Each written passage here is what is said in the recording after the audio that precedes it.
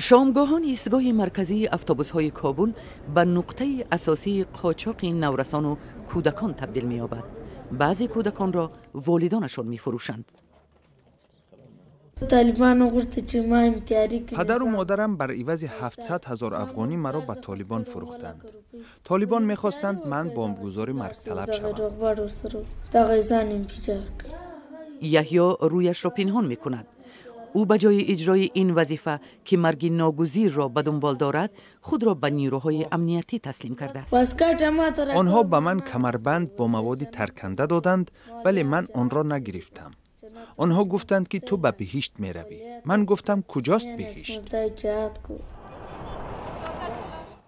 در کوچه های کابل قاچاقچیان کودکانی از 6 ساله به بالا را شکار می کنند. آنها خود را صاحبکار وانمود می کنند و به پدر و مادران به عوض کودکانشون پول وعده می دهند.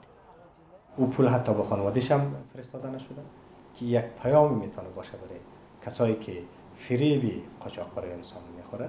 حتی اینا مورد آزار و اذیت جنسی قرار میگیرن، جدا از اینکه مثلا از او به سوء استفاده های دیگه میشه.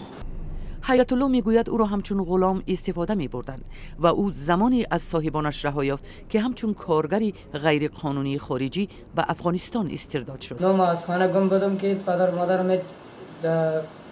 ما نمیفهمیدن که در کجا از کجا نیستن. ما در عربستان سعودی گم بودم، سرم جنگ بود، جنجال بود، این چیز بود، اذیت و آزار میداد آدم. دیگر نماره ما فکر میکردم که 90 سال در سر ما تیر شده. بازم در سر ذلت و کوب میکرد که مجبوریت داشتم که کار کنیم دیگر.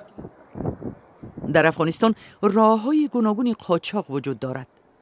حکومت افغانستان سال 2015 170 حادثه قاچاق کودکان را کشف و تحقیق کرده است، اما به قول کارشناسان رقم واقعی خیلی بیشتر از این است. قاچاق انسان در افغانستان و خصوص قاچاق اطفال در افغانستان هیچ جرم‌انگاری نشده بود. با دادخواهی‌های کمیسیون حداقل قاچاق انسان جرم است فعلا در افغانستان. حالا یحیی زیر حمایت حکومت افغانستان است، ولی حالت روحیش خوب نیست. یحیی به آینده نظری نیک دارد. او امیدوار است که روزی خودش به سفر می براید و در ترکیه دانشجو می شود. ژوند زما له دغه شی ده چې زما څخه ټوله دنیا خوشحاله وي.